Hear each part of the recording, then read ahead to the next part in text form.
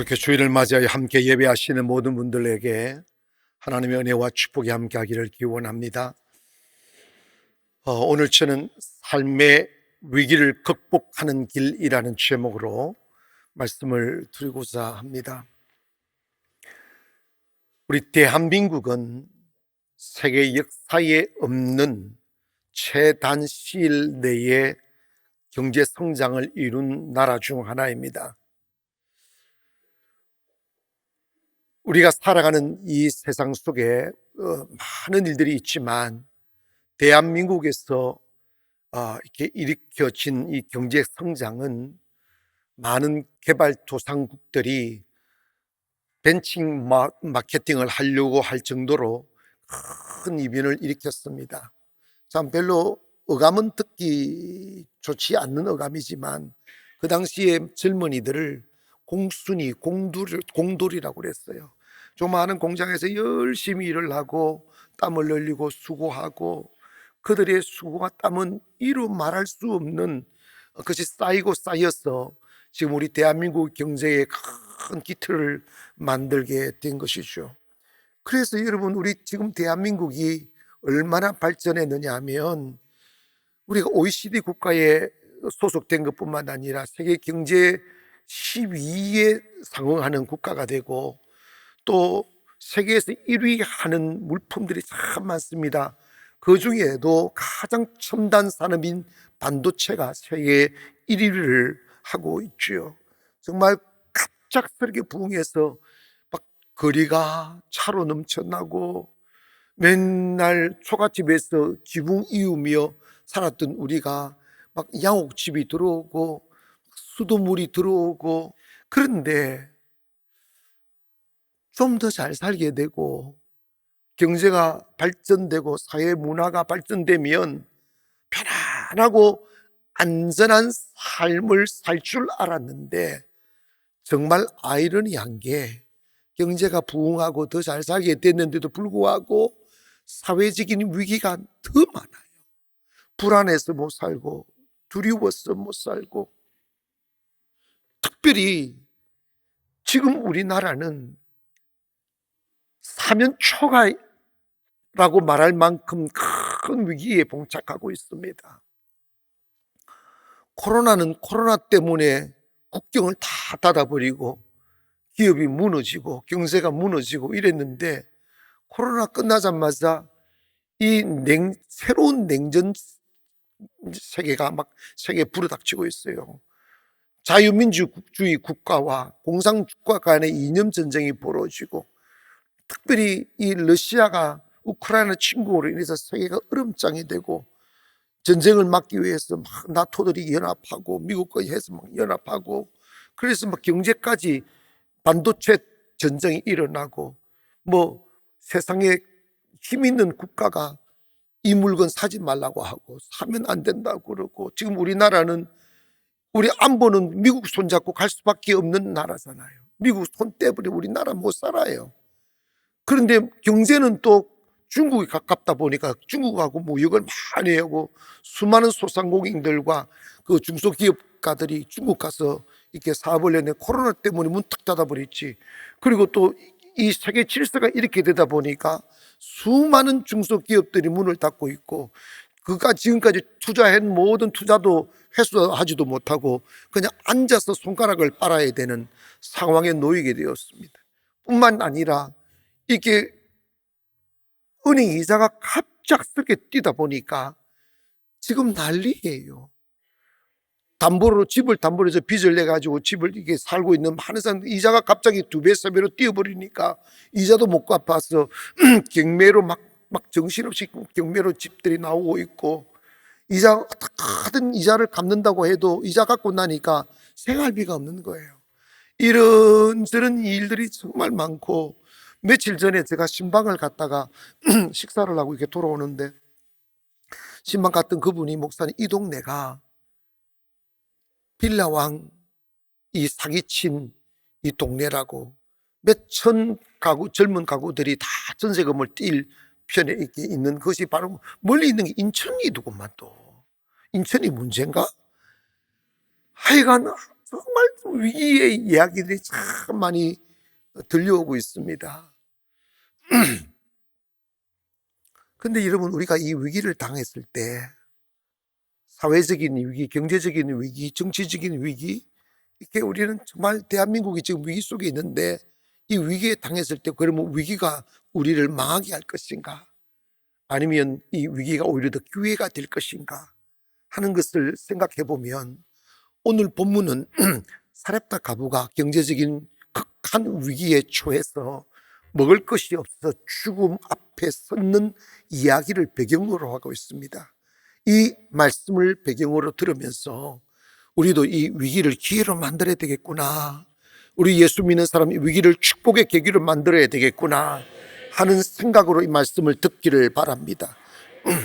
먼저 오늘 본문은 큰 경제적인 위기 앞에 섰는 사렙다 가부를 소개하고 있습니다. 인간은 누구나 안전하게 안정된 삶을 갈망합니다.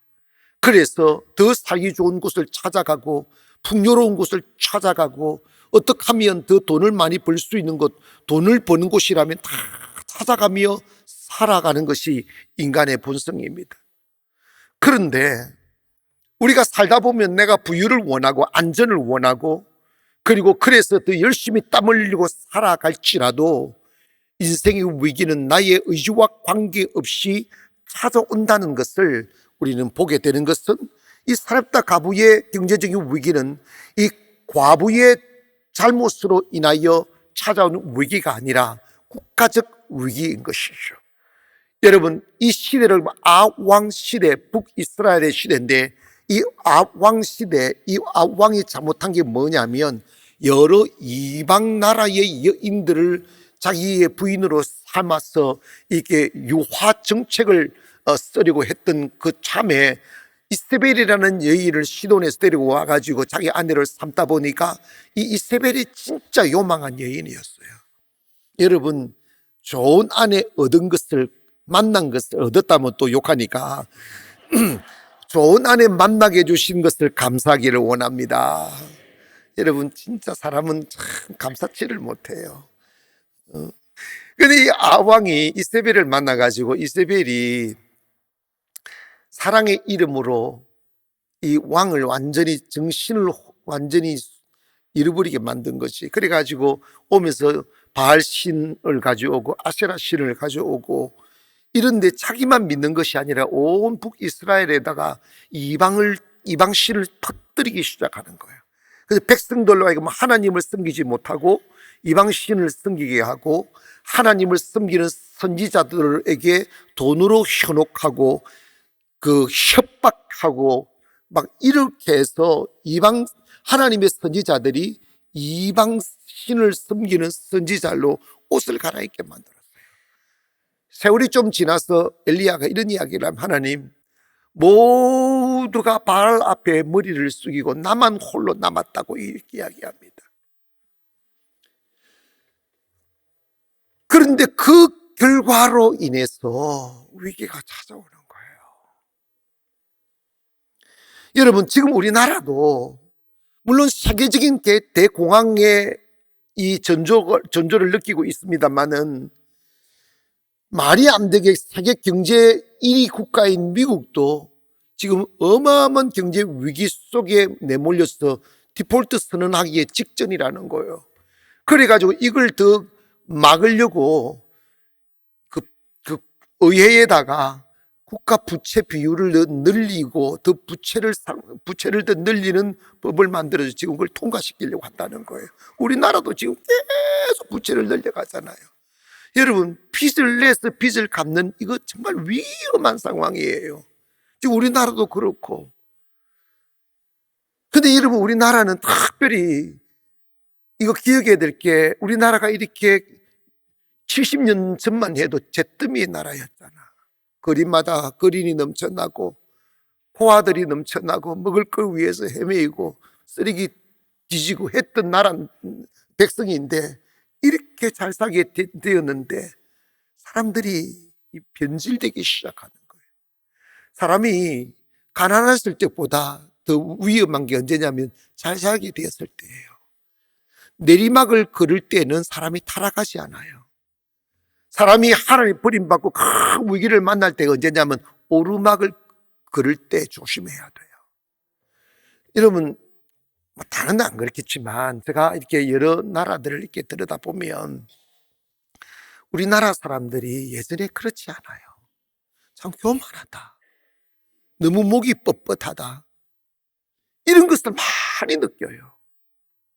얼마나 알쌀맞은지 몰라요. 여러분, 외국은 이렇게 가면 모르는 사람도 길거리 지나가면 하이 인사합니다.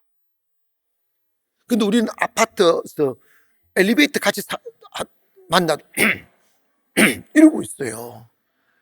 먼저 인사하면 안 돼? 왜 이렇게 경직된지 모르겠어요. 우스갯소리인데 우리 집 사람 사촌이 미국에서 살았어요. 사촌 언니가. 근데 그 어머님이 딸 보러 미국을 갔는데 딸이 이렇게 좀 이쁘장하게 생겼어요. 그러니까 의심해서 그런지 몰라도 지나갈 때마다 미국 남자들이 하이 헬로 이러고 인사하고 지나고 웃음 주고 지나가니까 저 미친놈 이러고 다니더란다.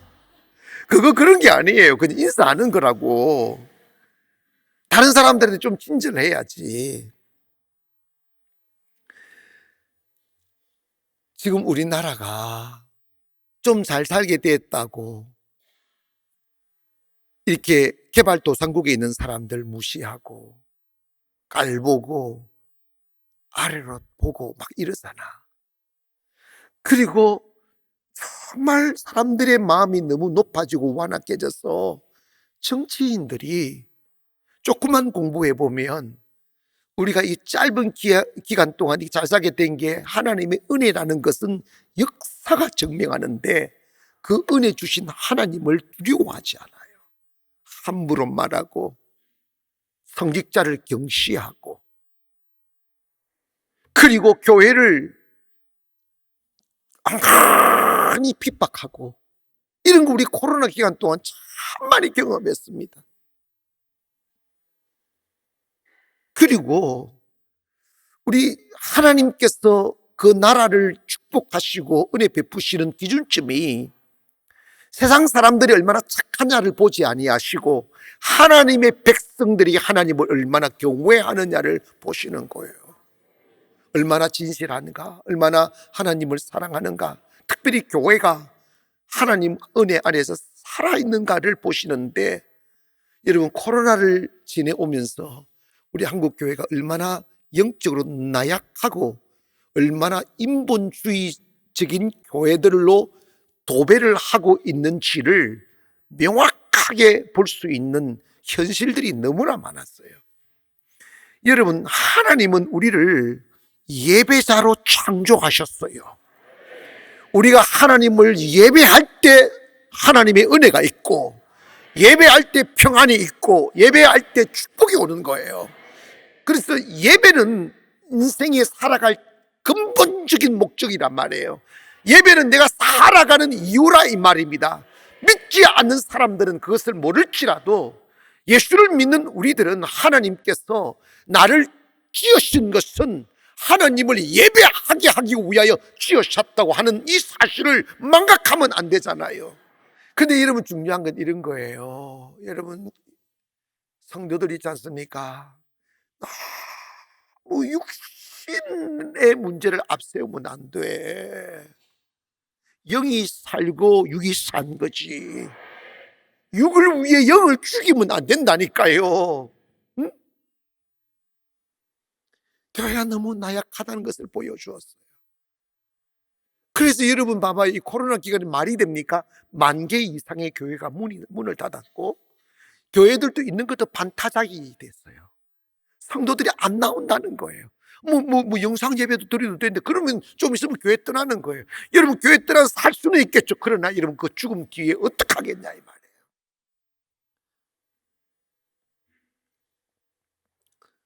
여러분 오늘 이 대한민국의 위기가 그냥 오는 게 아님을 기억하고 이 위기 때 다시 살 길을 열어가기를 주의 이름으로 축원합니다. 그렇다면 우리 주변의 수많은 경제적인 위기, 가정적인 위기, 사회적인 위기, 이런 여러 위기를 만났을 때 하나님은 위기를 통하여 다가오십니다. 이게 정말 은혜예요.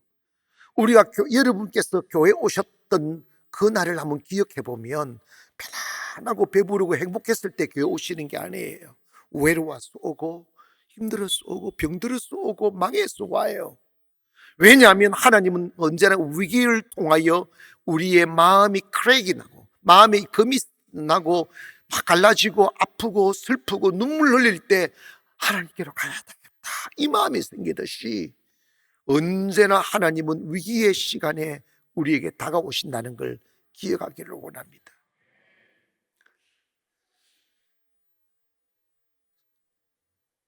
아합 시대 때 시돈이라는 이방 땅인데 그곳에 사르밧 가부가 있었다는 거예요.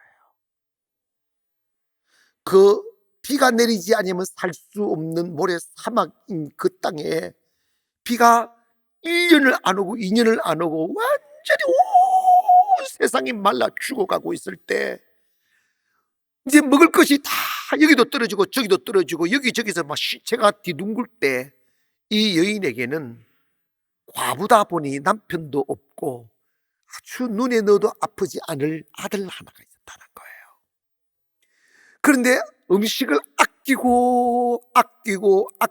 아끼다가 이제 어차피 죽음 앞에 서게 됐을 때 이건 마지막 빵 구워 먹으려고 밀가루 한 줌과 기름 한 방울 남겨두고 참다가 더 이상 견딜 수 없으니까 이것을 구워다가 먹고 죽자라는 마음으로 마지막 빵을 구워 먹으려고 나무를 주스러 간 거예요.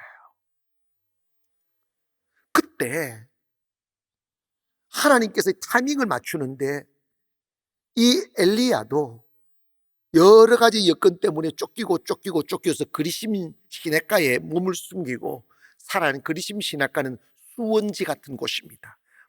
물의 바른지.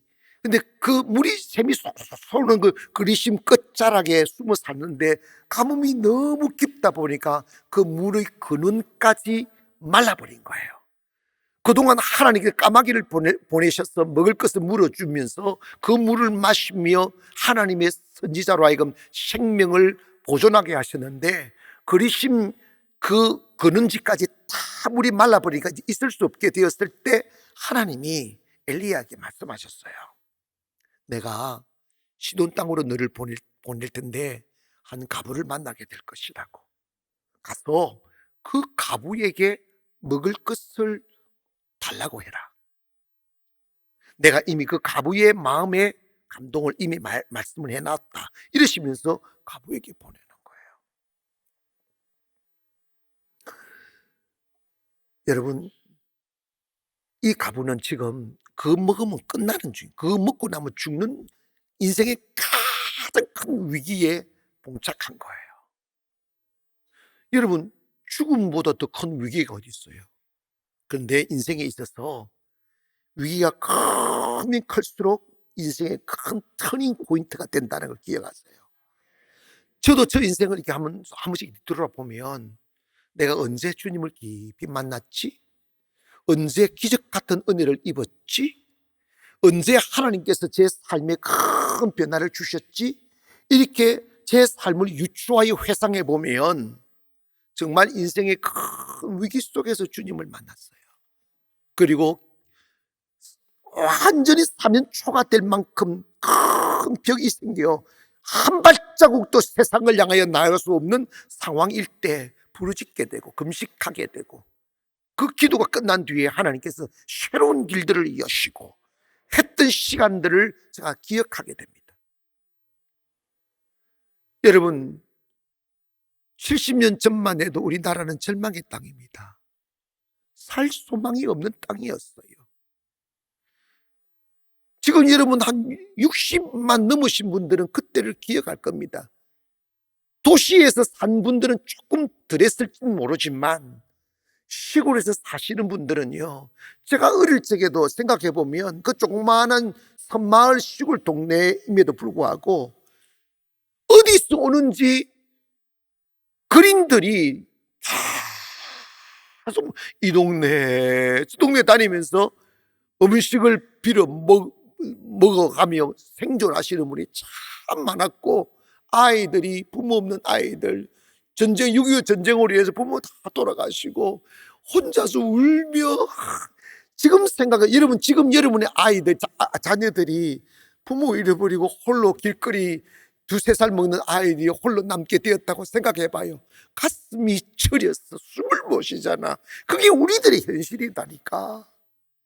모두가 불행하니까, 모두가 가난하고 배고프니까, 배고프다고 말도 못하고, 시장에 있는 아이들은 막 이렇게 길거리 그 흙더미 떨어진 부스러기 음식들 주스 먹고 이렇게 살았던 우리들인데, 여러분, 하나님의 축복으로 부유해지고 난 뒤니까 우리가 너무 이게 정서적으로 타락하고 영적으로 타락하고, 그러다 보니까 하나님께서 지금 우리나라에 큰 위기를 몰고 오는 듯한 느낌을 받습니다. 그러나 제가 분명히 기억하고 믿는 것은, 아무리 위기 상황일지라도 하나님을 경외하는 교회, 하나님을 경외하는 가정, 하나님을 이미 잘 신뢰하는 각 교인들 하나님이 지켜주심을 믿습니다.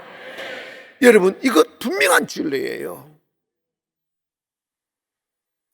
위기 때 넉넉히 있지 마시고, 하나님이 여러분의 마음을 두드리실 때 위기가 하나님을 만날 수 있는 기회이다.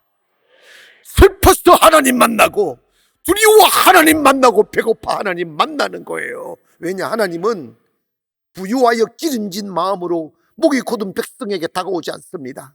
위기 속에서 흐느끼 울고 외로워 울고 계실 때, 길을 찾지 못해 방황하고 그 방황이 두려워서 주님 앞에 통곡하고 기도할 때 하나님 우리에게 다가오시는 거예요.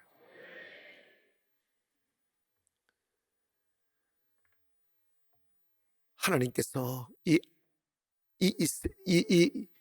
사렙다 가부에게 찾아오셔서 위기를 극복하게 만드는데 어떻게 하시느냐 하면, 하나님이 순종하게 만드는 거예요. 순종. 따라합시다. 하나님은 순종을 통하여 기적을 일으킨다. 아멘. 록펠러의 이야기를 제가 전할게요. 이분이 정말 어머님의 유언을 따라서 제일 앞자리에 앉고 목사님을 하나님처럼 섬기고 11조를 정확하게 드리며 산 사람이에요.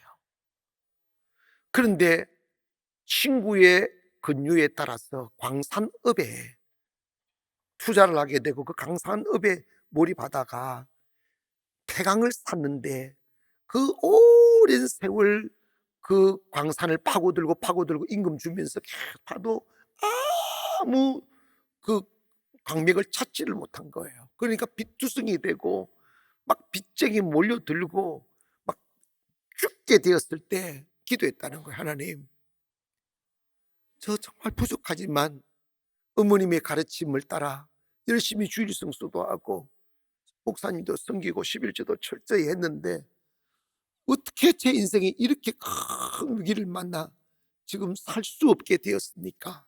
하고 통곡하며 기도하기 시작했다는 거예요. 기도하고 또 기도했더니, 하나님, 저 이제 못 살겠네, 자살이라도 해야 되겠다고 하며 막 투정을 부리며 기도했더니 하나님께서 이 기도 중에 이렇게 음성이 들려오는데, 낙심하지 말고 계속 파고 들어가지만 말고 깊이 파고 들어가라고 하는 감동을 주더래요.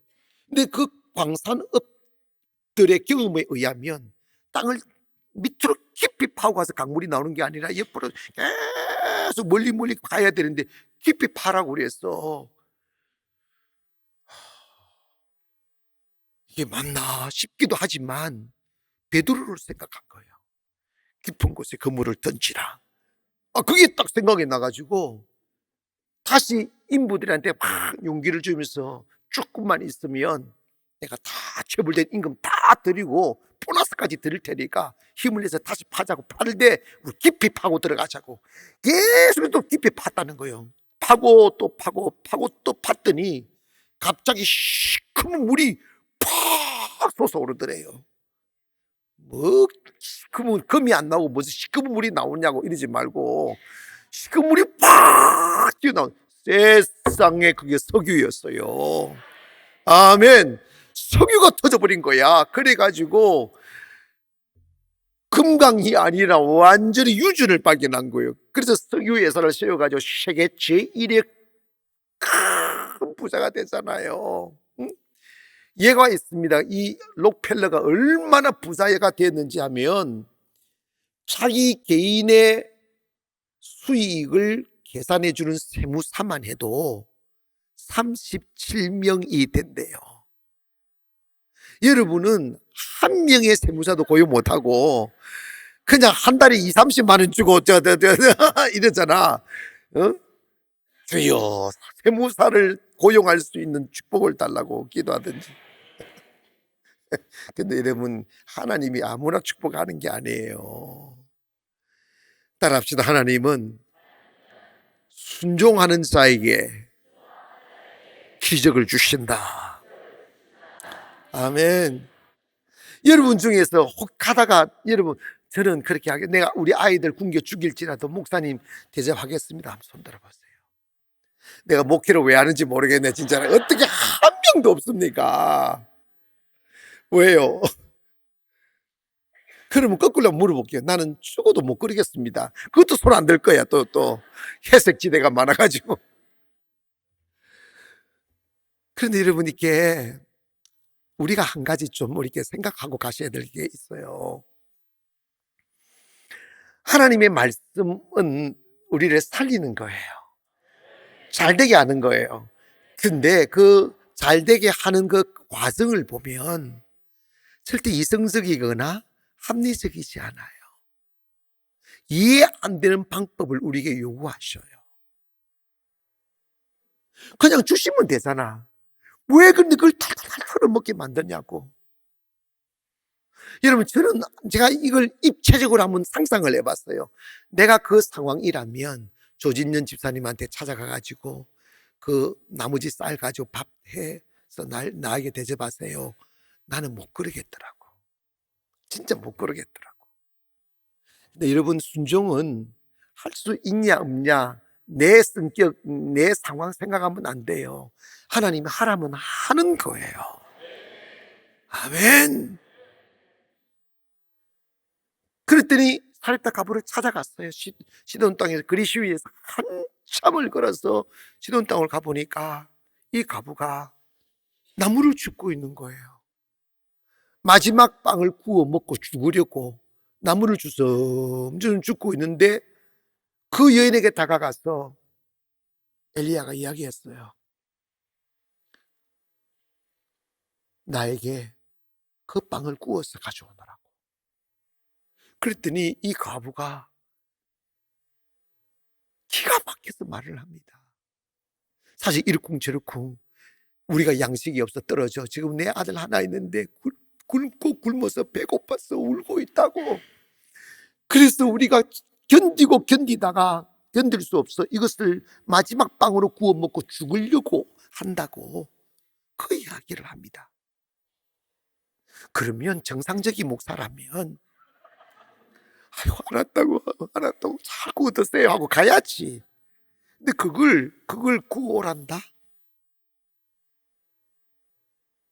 기독교는 윤리가 아니에요. 생명입니다. 기독교는 이성이 아니에요. 생명이라고. 윤리적 관점으로 이거 보면 그 엘리야 진짜 나쁜 놈이에요. 엘리야 이름도 부르지 마세요. 여러분, 만약에 제가 그랬다면 인터넷 도배가 될 거예요. 목회는 영권이라는 사람을 쓴 그 목사는 완전히 영권이 아니라 완전히 잡탕이라고 하면서 막 세상에 가부의 것을 다 빼앗아 먹어버렸더라고. 여러분, 이건 기독교는 이게요, 논리로 이해가 안 되는 거예요. 그 여러분, 이렇게 그래서 가부가 참 믿음이, 기적은요, 기적을 일으킬 만한 사람에게 기적이 일어나는 거야. 응?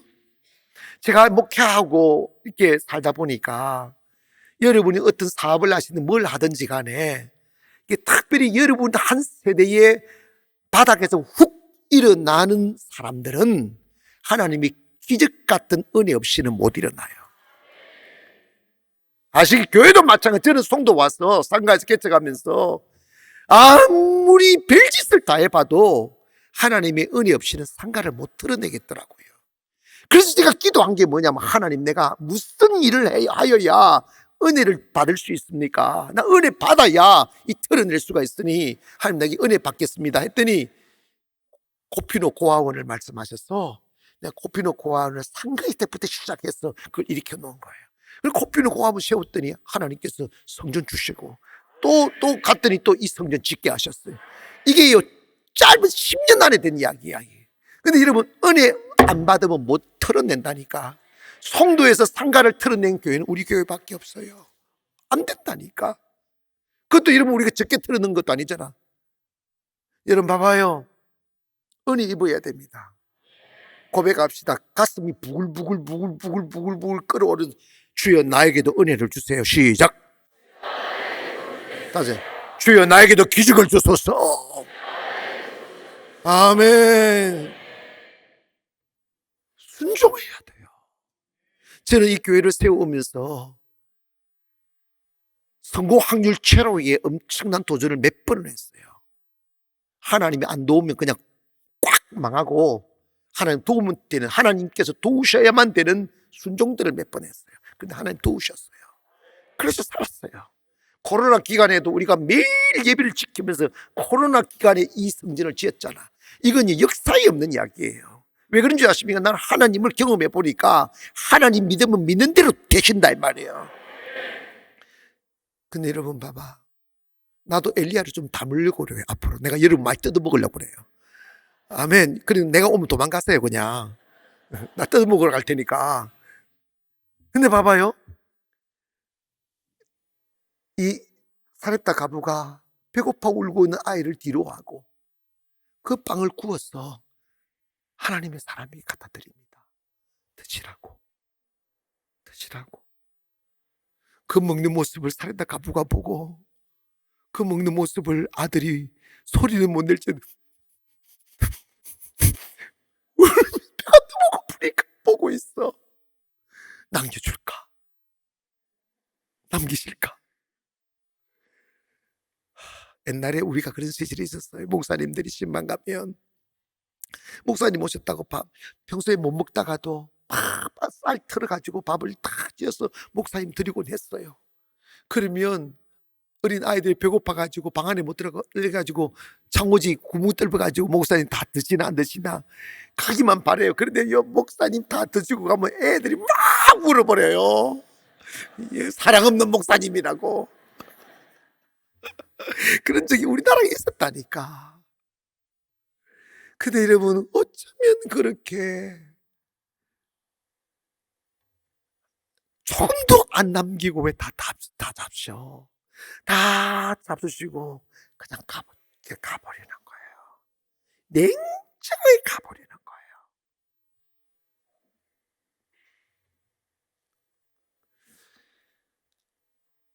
그리고 나 저녁이 되었습니다. 너무 배가 고파. 혹시나 하고 밀가루 통에 보니까 밀가루가 또 쭉 깔려 있는 거예요. 이렇게. 어머나? 내가 다 털었었는데? 그리고 기름병을 딱 보니까 세상에 또 기름병에도 기름이 다 차여져 있는 거예요.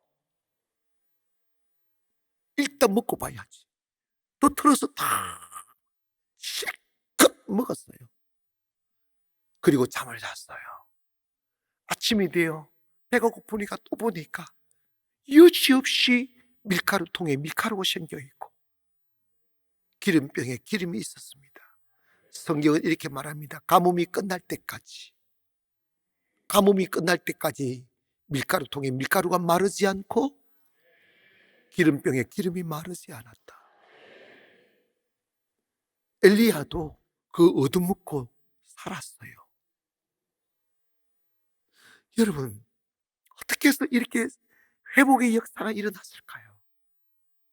어떻게 해서 이렇게 기적을 맛보게 됐을까요? 이 경제적인 위기를 어떻게 극복할 수 있었을까요? 이거 뭐냐면 하나님이 뭐라고 말씀하시든지 간에 목사도 순종하고 성도도 순종하는 거예요. 자, 이제 여러분, 내가 그냥 객기로 하지 않고 하나님의 응답으로 이런 상황에서 여러분에게 그 밥, 마지막 밥 내게 지어 주세요 하면 하실 분들 됐어요. 이렇게. 그래서 사람이 뭐 지금 내가 그 말하고 지금 10분도 안 지났어. 아니요, 이게 중요합니다. 중요합니다.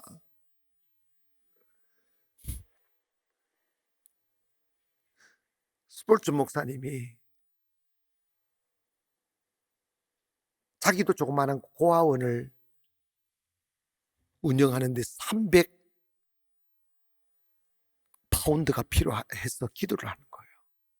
그리고 어느 교회 가서 막 예배에서 우리 고아원이 지금 300파운드가 필요하다고 이랬더니 성도들이 헌금을 해 300파운드를 마련하게 되었어. 그거 가지고 고아를 돌보려고 했는데 기도하는데 갑자기 하나님이 그 300파운드를 조지 뮬러한테 갖다 주라고 하더라는 거예요.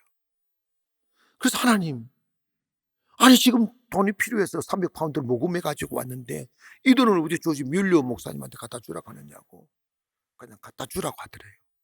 그래서 그 300파운드를 들고 구둥구둥구둥 하면서 조지 뮬러 목사 찾아간 거예요.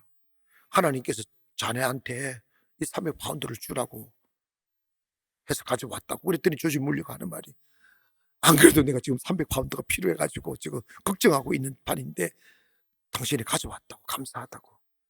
그래서 줄 때 무슨 느낌이 확 들었냐면, 그러면 나는 쇠가 빠지고 고생해가지고 모금해서 300파운드를 만들었는데 조지 뮬러 목사한테 갖다 주라고, 응?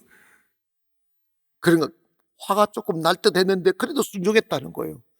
순종하고 집에 딱 드리고 집에 돌아와 와서 책상 위에 우편 이게 편지가 하나 딱 와 있더라는 거예요. 가서 보니까 편지에 이런 건데 알지 못하는 사람들이 기부를 했는데 300기니를 갖다 훨씬 더 큰 돈을 딱 갖다 놨더랍니다. 여러분 있잖아요. 순종하면 기적이 일어납니다. 근데 여러분, 우리가 약한 게 뭐냐면 안 될 일은 순종 안 해요. 불가능한 일 순종 안 해요. 그런데 안 될 일을 순종 좀 해보세요. 응? 저 있지 않습니까? 가난해가지고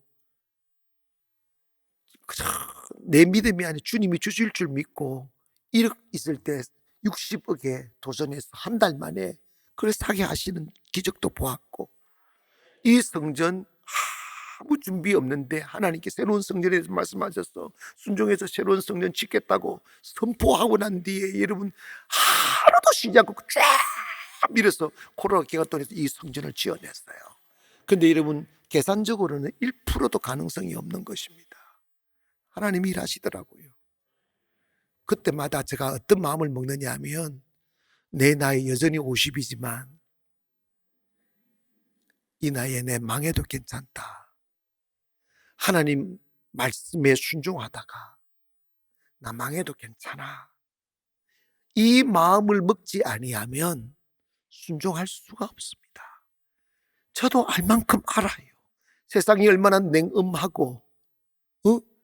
돈 없으면 어떻게 된다는 걸 너무너무 잘 알고 그 현장에서 내가 살아온 사람이에요. 그럼에도 불구하고 현실은 현실이고 믿음은 믿음인 거예요. 순수하게 믿어야 됩니다. 만약에 제가 계산하고 안 됩니다, 하나님 한 20%라도 30%라도 주시면 내가 하겠다고 이렇게 했으면 우리 가난 못 일어나요. 순종은 기적을 일으킵니다. 앞으로 여러분에게 하나님이 어떤 말씀을 하시든지 그냥 순종하세요. 어? 제가 뭘 말씀드릴 때 지금 목사님 말씀이 하나님의 감동일까? 저분의 생각일까? 재지 마셔 그냥. 아멘. 하나님의 말씀이면 순종하지요 이런다. 꼬리를 물어 이게 이래. 그냥 아멘 해보세요. 있잖아요, 사람이 갑자기 이렇게 커진 사람들, 하나님께 가다가 툭툭 축복하는 사람들은요, 보통 사람들은 순종하지 못하는 걸 순종하는 사람이에요. 순종하지 않고 자기 땀으로 사는 사람은 자기 당대에 큰 사람 절대로 못 됩니다. 예수 믿는 사람 비범해야 돼요. 순종 앞에 당당해야 된다 이 말이에요. 여러분, 인간적으로 생각하면 이걸 어떻게 순종하겠냐고. 목삼들 빼앗아 먹을 수 있으며 이 여인들 울고 있는 하나밖에 없는 아들을 울려가며 죽음, 이거 마지막 먹고 죽으려고 하는 빵을 목사한테 주겠느냐 이 말이에요. 불가능한 이야기예요. 그런데 하나님은 언제나 이렇게 역사하셔요. 순종할 수 없는 것을 순종하는 것이 믿음이에요. 불가능하지만 하나님 앞에 순종, 하나님 책임지실 거라고. 여러분 생각해봐요. 누가 그 밀가루 통에 밀가루가 생길 거라고 상상했냐고. 기름병에 기름이 생길 거라고 상상했냐. 이것은 하나님의 몫이에요. 인간의 지식과 경험에는 이게 없는 이야기예요. 기독교는 하나님이 일하게 하시는 종교입니다. 믿음은 하나님과 더불어 사는 것입니다. 여러분의 삶에 결핍과 위기가 있을지라도 하나님이 개입하게 하십시오. 그래서 하나님으로 인하여 경제적인 위기를 벗어나게 하시고, 하나님의 가정의 위기를 벗어나게 하시고, 하나님의 도심으로 대한민국이 다시 일어나게 하시기를 원합니다. 교회들이 일어나 믿음 위에 서게 되고, 성도들이 일어나 예배를 회복하고 믿음으로 돌아가면 살아나는 거예요. 여러분, 아합 왕 시절에 왜 이런 말도 안 되는 위기를 만났느냐 하면, 하나님의 선지자들이 너무 탐욕스럽고 이 세속적이고 육신적이라서 돈의 유혹 앞에 하나님의 선지자들이 바알의 선지자로 옷을 갈아입었다고. 이게 미친 짓이지. 요즘 신천지가 사회적인 문제로 지금 떠오르고 있는데, 신천지 사람들이 불신자를 전도해서 그렇게 된 게 아니에요. 수많은 기존의 목사들이 신천지로 돌아갔어요. 이거 왜 그런 줄 아십니까? 개척해 보니까 월세를 못 내는 거예요. 보증금이 필요한 거예요. 가난에 찌들리고 있는 목사를 찾아가 가지고 우리 신천지로 들어오면, 처음에 신천지라고 말도 안 해, 우리 소속에 들어오면, 교단에 소속 들어오면 월세 내준다, 보증금 준다, 이 말에 걸려드는 거예요. 돈의 영혼을 파는 시대가 된 거예요. 좀 더 기도하고 하나님을 신뢰하면 일으켜 주실 텐데 말이야. 아합 시대가 지금 똑같은 일들이 지금 대한민국에서 벌어지고 있다고. 돈 쫓아가면 안 돼요. 믿음 쫓아가야 돼요. 순종하면 역사합니다. 순종하면 하나님 기적 베풀어 주신다니까요. 다 죽잖아요. 그래서 결국은 다 죽었어. 자기 살자고 바알 앞에 무릎을 꿇었던 자 엘리야를 통하여 다 죽임 당했어요. 하나님은 한 명도 남기지 않고 다 죽이라고 그랬어요. 다 죽였어요. 그리고 나니까 다시 회복이 오는 거지. 여러분, 지금 대한민국은 아합 시대와 똑같은 영이 흐르고 있어요. 다 돈에 미쳐버렸어요. 하나님 축복하는 사람은 불의한 재물을 미워하는 자라고 그랬는데, 재물만 있으면 불의하든 뭐든 영혼을 파는 시대가 돼버렸다고요. 순종 왜 못합니까? 내 손해볼까봐. 순종 못합니까? 내가 망할까봐. 순종 왜 못합니까? 안 될까봐. 여러분, 하나님 말씀에 순종하는 것은 내가 잘 되고 못 되고 따지는 게 아니에요. 그냥 하나님 말씀이니까 순종하는 거예요. 요한복음 2장에 가보면 예수님께서 처음으로 기적을 베푸신 사건이 물로 포도주를 만든 사건입니다. 예수님의 어머니가 하인들에게 이런 말씀을 남겼어요. 저분이 무슨 말씀을 하든지 그대로 행하라. 이게 기적의 원리예요. 따라합시다. 무슨 말씀을 하시든지 그대로 행하라. 판단하지 마라. 머뭇거리지 말아라. 계산하지 말아라. 그냥 그대로 행하라는 거예요. 우리는 내 생각이 앞서고 이성이 앞서다 보니까 자꾸만 짬뽕을 시키는 거예요. 희석시키는 거예요. 주님 말씀 저기에 빈 항아리에다가 물을 담아라는 거예요. 그리고 그 물을 떠서 연회장에게 갖다 주라는 거예요. 그랬더니 아주 맛있는 포도주가 됐다는 거예요. 약물을 탄 게 아니에요. 기적은 하나님이 일으키시는 거예요. 근데 하나님이 기적을 일으키실 때 뭐가 필요하냐면 무슨 말씀을 하시든지 그대로 행하라. 왜 마지막 빵을 내한테 못 가져와요? 생각이 들어서 그래요. 내 생각. 나는 어떻게 돼? 내 아들은 어떻게 돼? 이런 게 들어가는 거예요. 여러분, 순종하면 그 결과는 하나님이 책임지십니다. 여러분, 대한민국을 다시 일으킬 수 있는 힘은 교회밖에 없어요. 교회가 다시 일어나야 됩니다. 성도들이 다시 일어나야 됩니다. 그러면 하나님 교회를 통하여 성도들을 통하여 이 나라를 고칠 수 있습니다. 다시 일어나야 됩니다. 만약 우리나라가 여기서 꺾여 내리막을 걷는다면 지금 수출이 40% 급감했다잖아요. 내리막을 걷는다면 기름진 빵을 먹고 자랐던 우리 아이들 어떻게 살겠냐고. 지금 국가 부채는 점점점 늘어나는데 그 부채 감당 못하고 나라가 망가지면 우리 아이들 어떻게 살게 되겠냐. 여러분, 나라 망가지면 얼마나 백성들이 비참해진다는 걸 우리 알잖아요. 다시 우리 대한민국 일어나도록 만들어야 됩니다. 그러기 위해서 우리가 믿음으로 돌아가야 돼요. 교회가 교회의 모습으로 회복해야 되고, 성도가 해야 될 가장 중요한 자세가 뭔지 아십니까? 주님의 감동이라면, 주님 말씀하시면 그냥 순종하는 사람. 이제 제가 여러분한테 순종하시겠습니까 하면 90% 손들게 돼 있어. 근데 문제는 뭐냐? 나가는 순간 손들었다는 걸 잊어버립니다. 훈련해야 돼요. 순종의 훈련. 작은 것부터 순종하기를 원합니다. 미루지 마시고요. 그냥 순종하면 기적이 일어난다니까.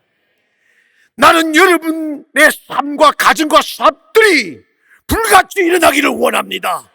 다시 벌떡벌떡 일어서기를 원합니다. 그러기 위해서는 순종의 목숨을 거십시다. 저도 순종하고 여러분도 순종하시고, 그래서 순종할 때 주님께서 일으키는 기적의 중심에 서셔서, 야, 저 사람은 정말 위대한 하나님의 사람이야. 저 사람을 통해서 우리 가정이 일어났어. 저 사람 때문에 공장이 일어났어. 회사가 일어났어. 우리 나라가 일어났어. 이런 이야기들이 터져 나오기를 원합니다. 여러분, 기억하세요. 예수 믿는 사람은 위기가 아니에요. 예수 믿는 사람에게는 위기가 기회가 되고 위기가 축복이 됩니다. 하나님의 이름으로 위기를 만나면 그 위기가 여러분 인생을 바꾸어 놓을 거지만, 하나님 없이 위기 만나면 여러분 낙에 꺾여버려요.